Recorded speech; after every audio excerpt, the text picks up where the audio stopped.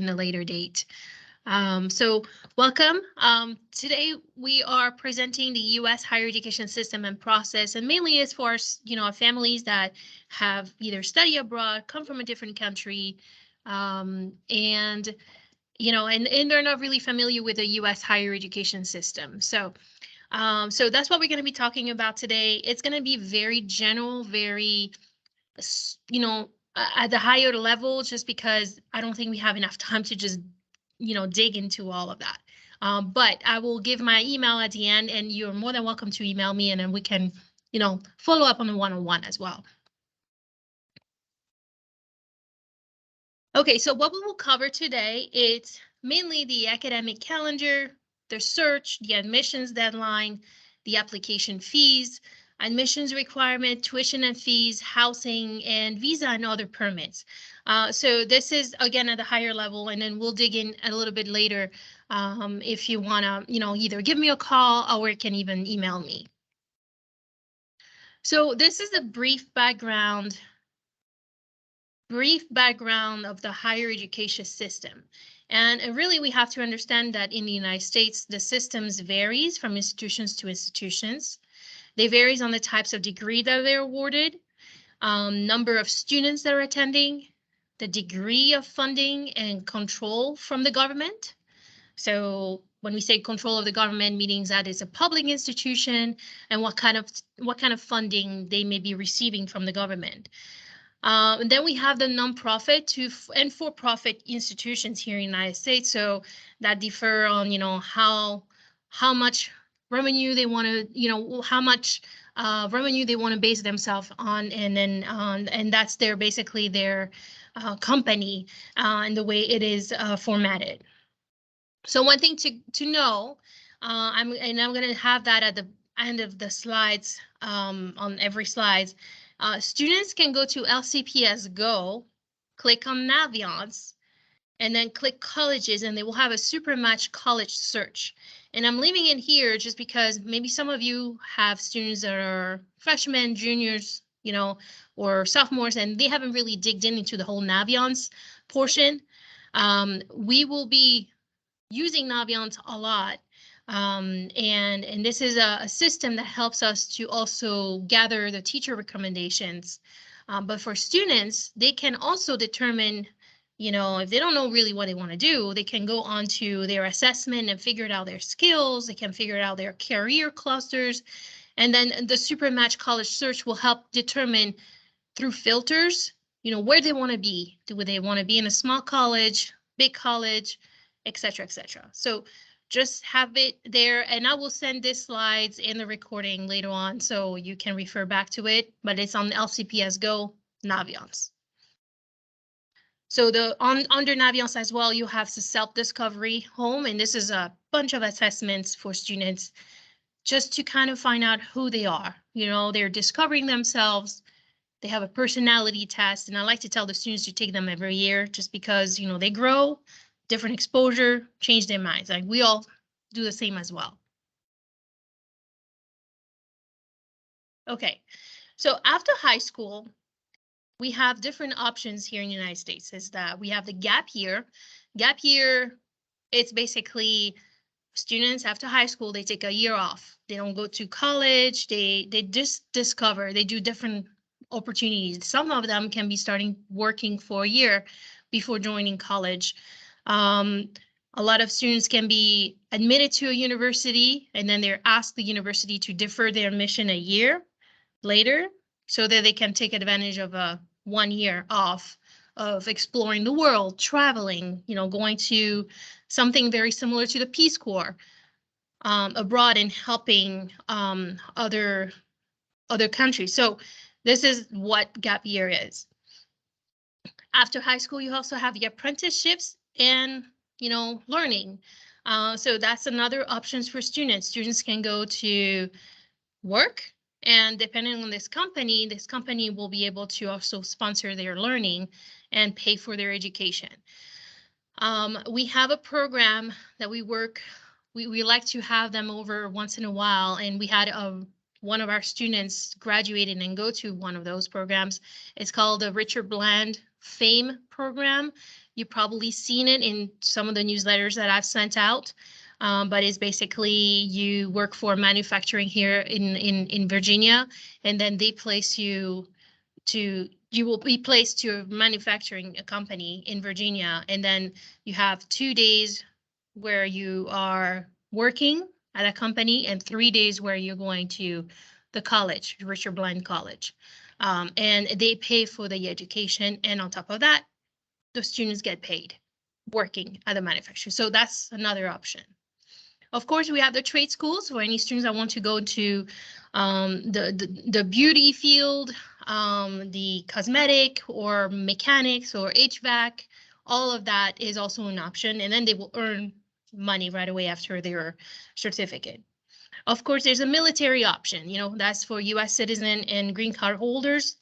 They have the possibility of being recruited into any branches that we have.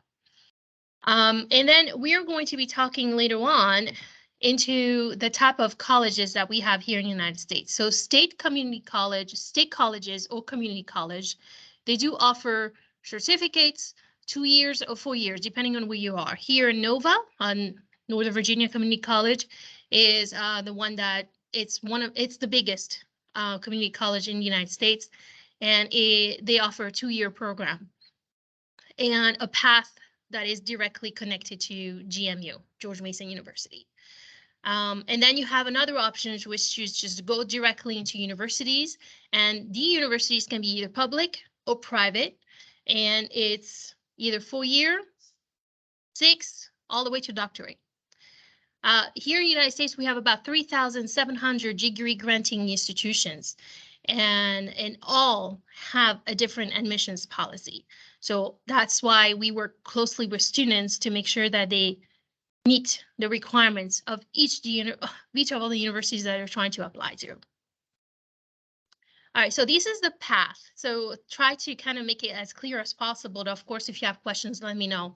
So we are the high school diploma at this point, and then the students have the possibility to either go to an Associate of Science, which leads to an employment. It's a 2-year. Now you're going to hear me talk about credits in a bit.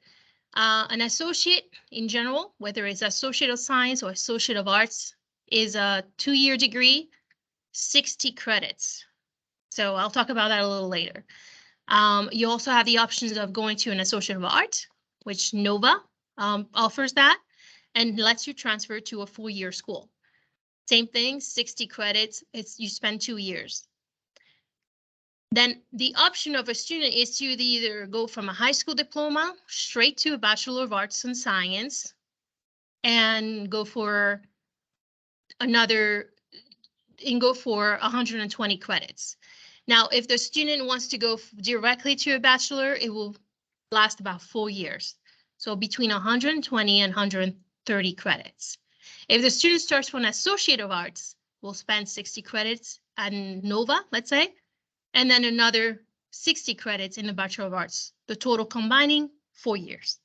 So those are the options that we usually talk with students at this point. And of course, after the bachelor's, the students have the possibility of continuing their education to a master level. And these are all the types of masters that here in the United States we offer.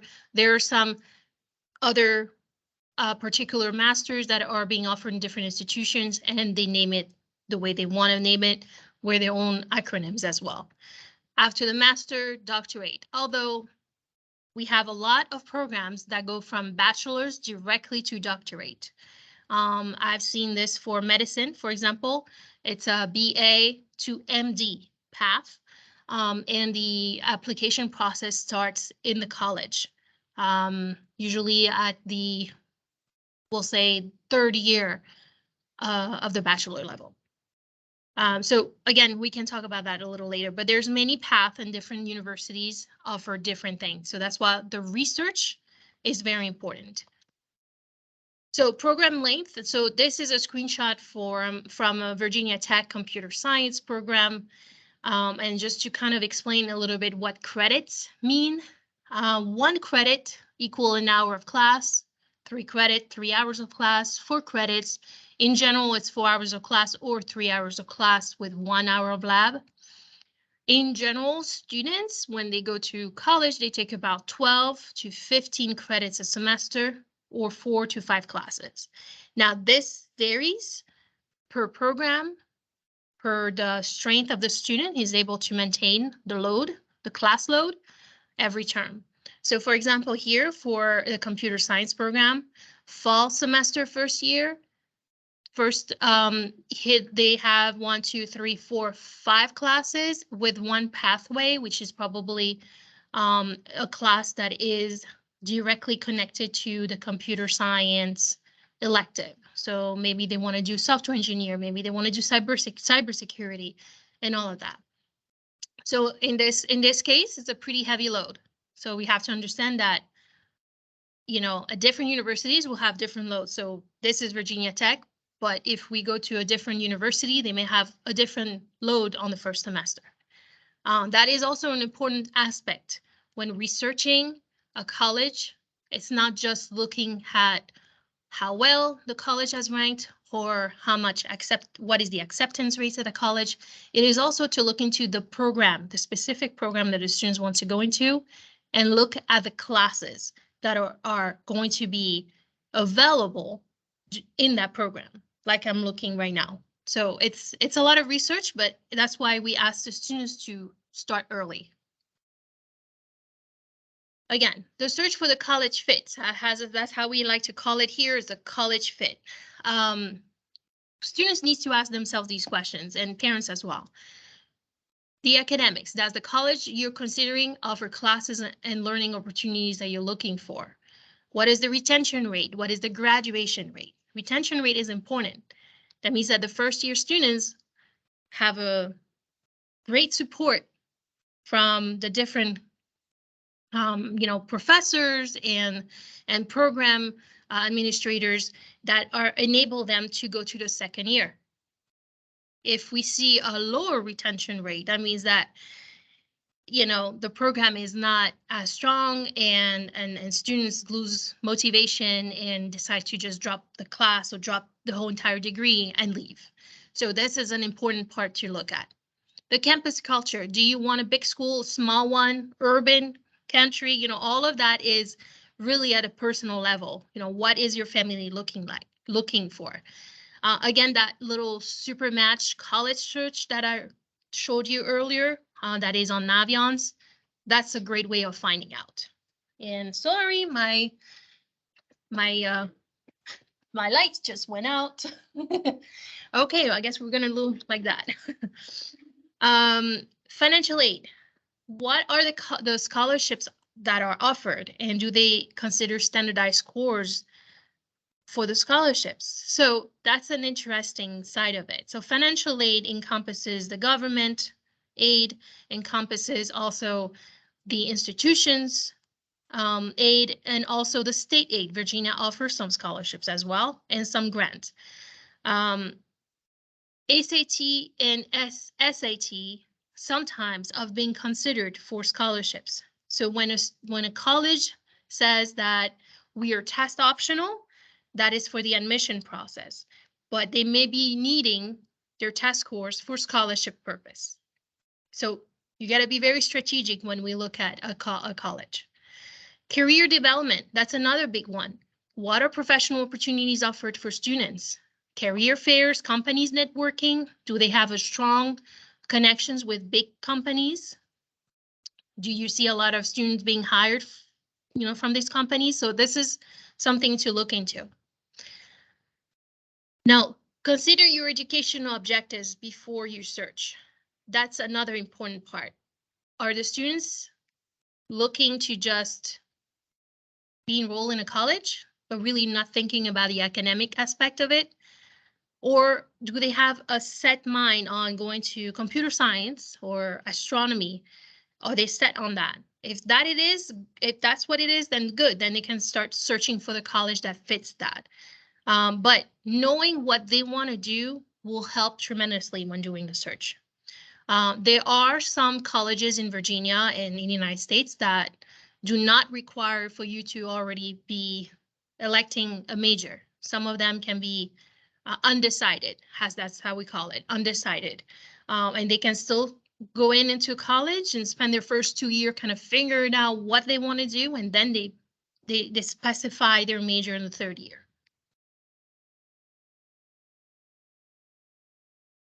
Okay, so this is the academic calendar.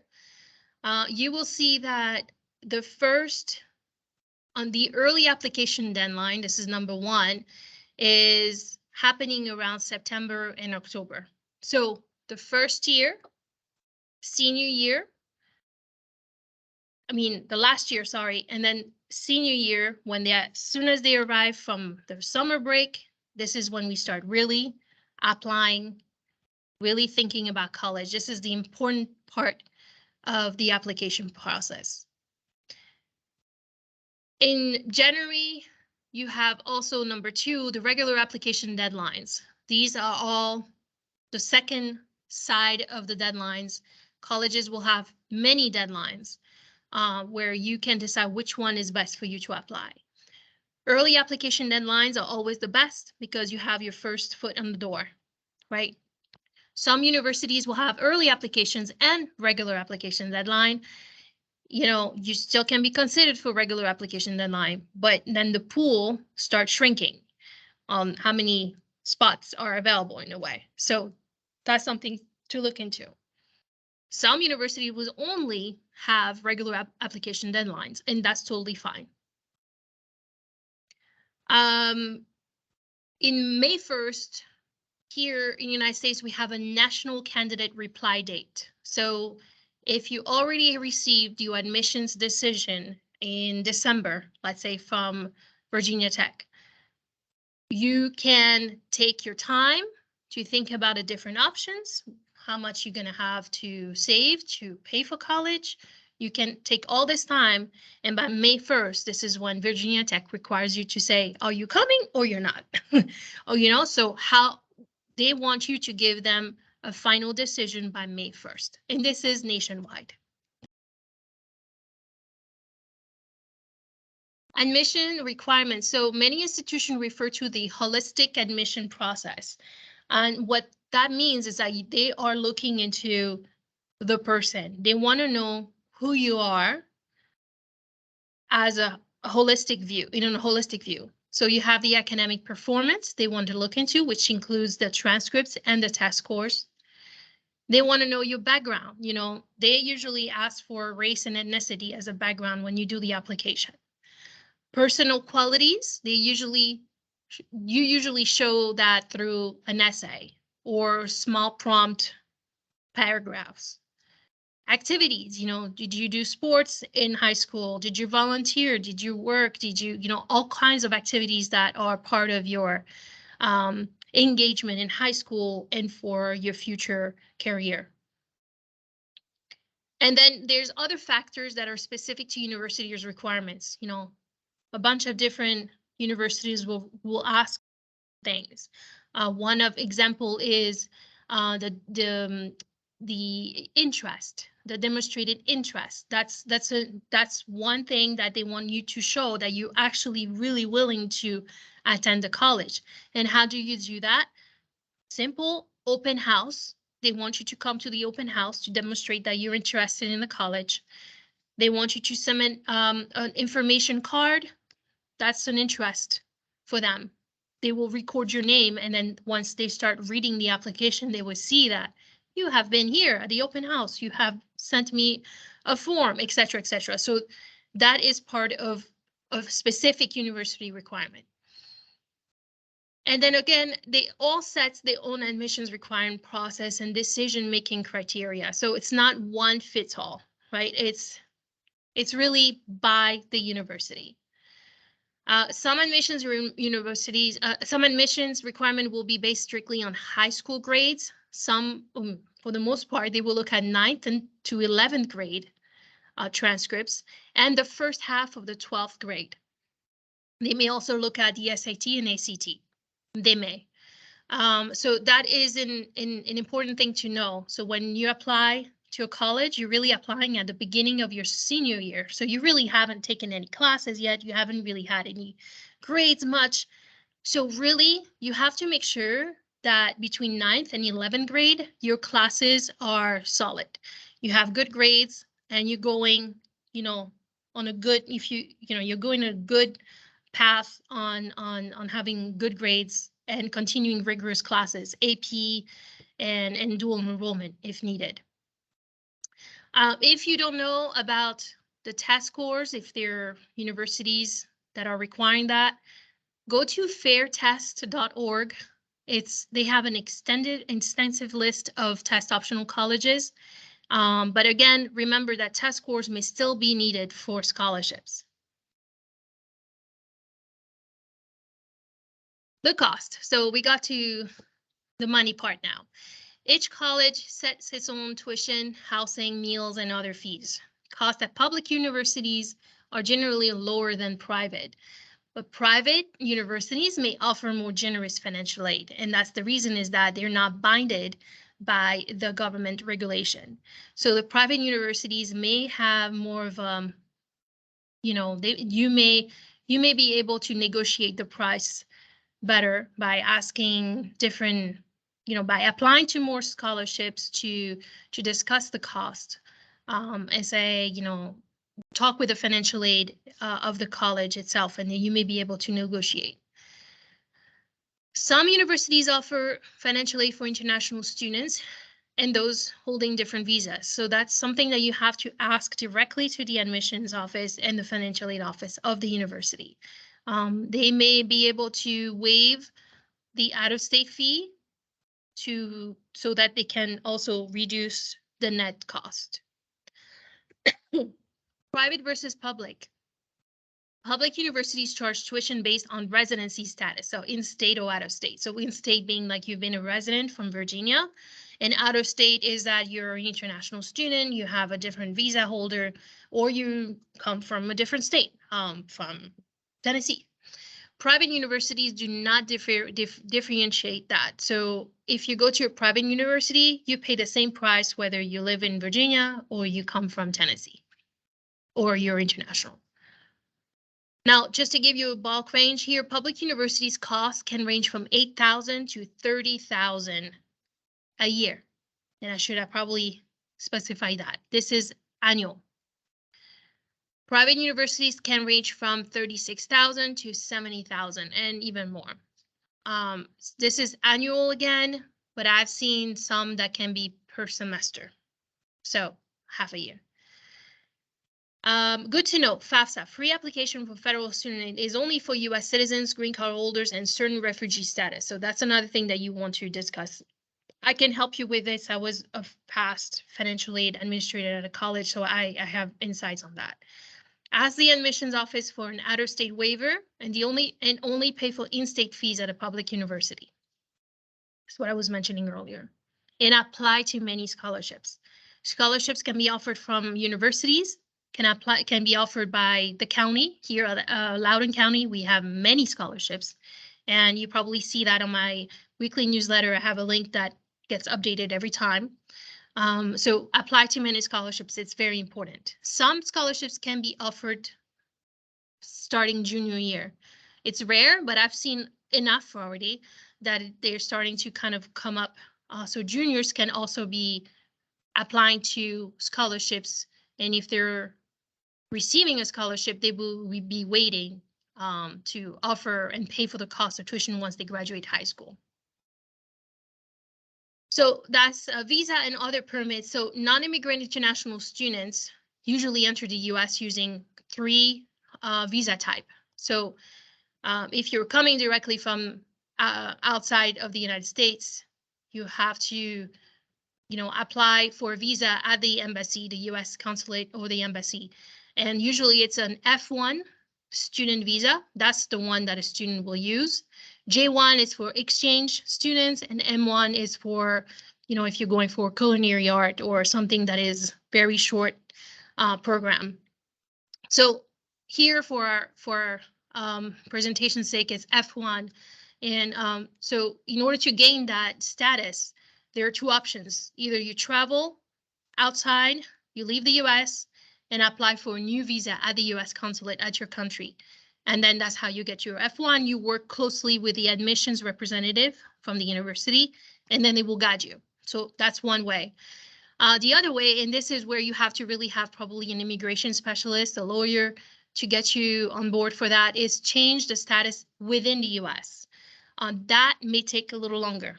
Okay, so depending on when you start the process, you may be at risk of missing the start of enrollment at the college. So change the status in the US, submit an application with the USCIS to change the status. And again, that process is better done with a legal advice, with a lawyer or an immigration officer. So make sure that you contact someone that is able to advise you on that. And that is all. We're close to having students coming into the high school. But again, this is my email. Please do not hesitate to send me any information, and I will be reaching out to you and sharing this presentation with you. Do you have any questions? You can send it on the chat, and I can try to answer as much as I can.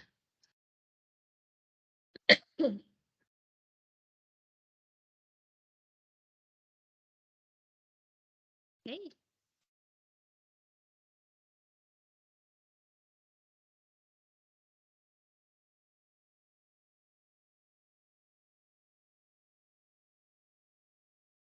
Do I meet with underclassmen? Yes, I do. I do not, I don't focus just on juniors and seniors. Yes, I do. So do students work with their teachers and Naviance, or is it strictly on their own? So first of all, is what I understand is from they're being exposed to Naviance on 8th grade when they're doing the transition to high school. So they get to learn about Naviance. Once they get to the high school, there are a lot of teachers that actually work. They utilize Naviance as a tool, so they get familiar with it. We also ask them to use it a lot during their junior and senior year, especially the senior year, because Naviance is one way or another for us to send the material to the colleges, in addition to a different material, which is called Common Application. It's kind of like a one-stop shop application to all universities. So Naviance and Common App are going to be both of them working together to then send the package all at once to the university on a timely manner. Do I meet with parents? Absolutely. You can just send me an email and we can schedule that. I meet with parents on, I like Thursdays and Fridays to meet with parents, just because beginning of the week I have college recruiters coming in and I'm a little busy, but definitely I can help you.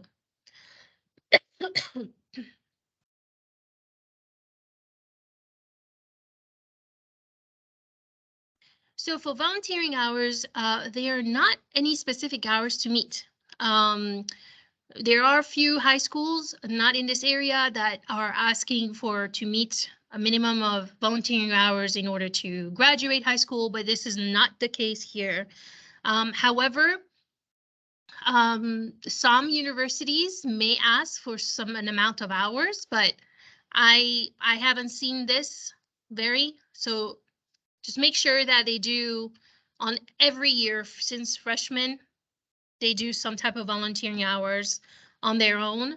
I have a spreadsheet for the students to kind of track their hours, and having the signature of the supervisor of that volunteering place. Make sure that they keep a record of it, because that will help them when they submit an application in the senior year.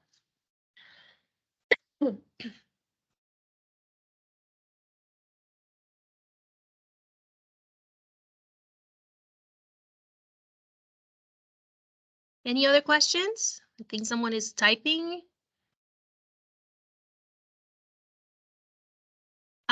Can students work as interns at the school? You're talking about colleges, if they can be interns at the colleges? If you don't mind specifying that. What do you mean by school?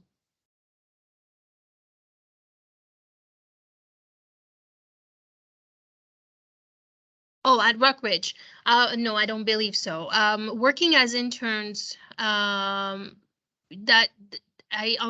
unless they're doing a specific track for teaching, And this is through, I think the academies of Loudoun and Mata would have that option to do some type of internship, but that will be part of their program.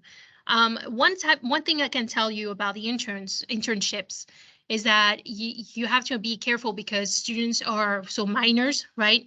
Companies are asking for a certain level of independence as well. They may need to be driving to a certain spot. But there are different programs that I have sent last week in my email about the different internships, and I'm going to redo it again this Friday today. So make sure that you check my newsletter. I have a list of possible internships that are in the area for high school students. Some may pay, some may not. So look into that. Also, put down this date, March 27. We are having our summer and part-time job fair at Rockridge.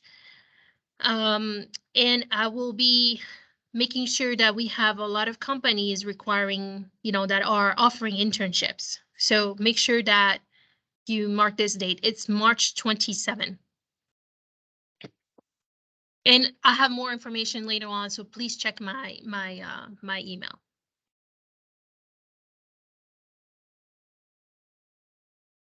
So good summer programs that help college. Yes, I do have that. And then again, it's going to be on my newsletter, so we can go down into a lot of them. But that's one thing that I want to let you know is true that summer programs are very good when it comes to college applications. Some students can do a summer program at Virginia Tech. Actually, they can stay 4 weeks there in their dorms and then actually take college level classes. And that will be beneficial for their college application process. They can put that on their application. There's other programs that are during the summer as well throughout Virginia. If you want to focus on NASA, if you want to focus on space, aeronautic, I've seen even astronomy. There's teaching programs as well. So there's many things, and we kind of have to sit down and research as well.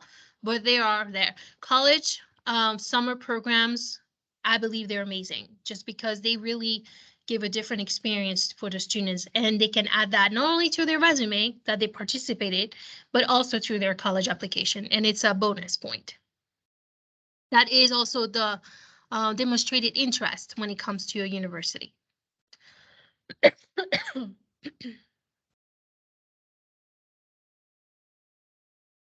One more question, and I'm going to have to wrap up since we have some students coming in and we will have to attend them. The bell will ring soon.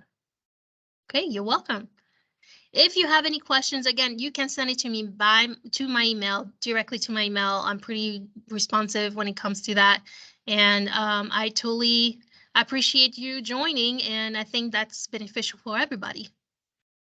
All right, thank you so much. Have a good day.